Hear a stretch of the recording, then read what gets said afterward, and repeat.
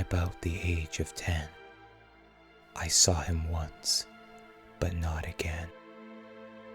The man who came from out of town, the man who wore the blood-soaked crown. It was the night of Friday Eve, which from my bed I did not leave. Out my window I stole a glance, and saw him there just by chance.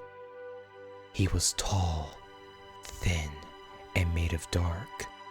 His mere presence made dogs bark. For from his shape he whistled high, a tune so eerie I can't deny.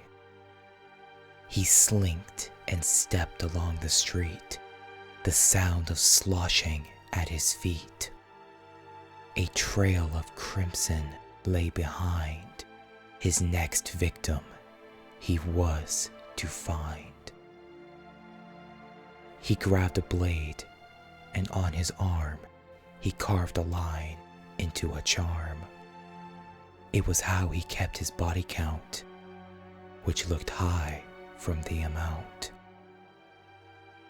A small boy played in a park nearby, with lots of laughter and a joyful cry. Then the man turned to him, a deep gray shadow for a grin. His face had no features that I could see, just deep indents where they would be. His smile grew wide, I must confess, but nothing prepared me for what was next. He moved into a jog towards the boy.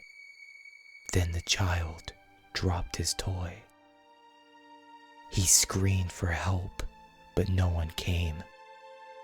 He called Mom, Dad, and then a name I had not heard before, but had seen a few times, or maybe more. It was a name that inspired fear. But what the hell was he doing here? He was the stuff of myth, of tales to scare, with blood-stained clothes and matted hair. I pressed my face to the glass and saw how long the boy did last. It wasn't long, in fact, was quick. The boy's blood was red and thick. Then the man raised him up high. The figure then squeezed him dry. He never stopped his whistled song. He tapped his foot and swayed along. As if it were just a show, his smile did begin to grow. The blood, it ran like a stream. The cool night air made it steam. He threw the body to the ground. It did not move or make a sound. The boy was dead, but he wasn't done. The figure laughed as though it were fun. He pulled a saw and began to cut. Not the head, just everything but. It wasn't till he had done his task that the man began to laugh. He threw the bits around the park, but by this time it was getting dark. I could not see what happened next. I just ran over to my desk. His noise grew loud, and from what I could hear, was almost whispered in my ear. It was out of rhythm and made me scared, and what came next, I was not prepared. On my window, I heard a tap. I looked over, and he looked back.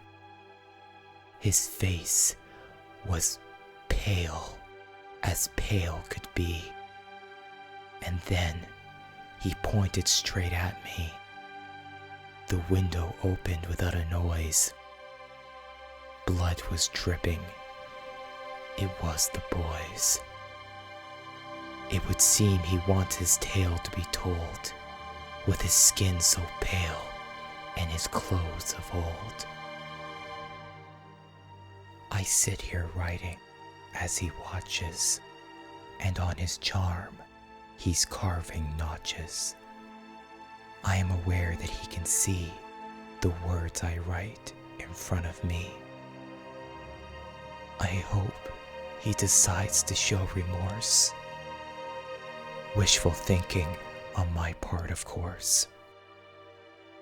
If you find this and read it through, I hope he does not come for you.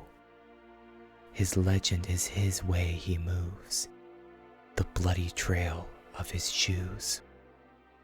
In stories and songs, you'll find him there. Please make sure you are prepared. For if you hear his offbeat tune, then he might be after you. He has his hand upon my shoulder. The room was warm, but now is colder. I must end this tale of him, the story of the bloodied king. At about the age of 10, I saw him once, but not again. The man who came from out of town. The man who wore the blood-soaked crown.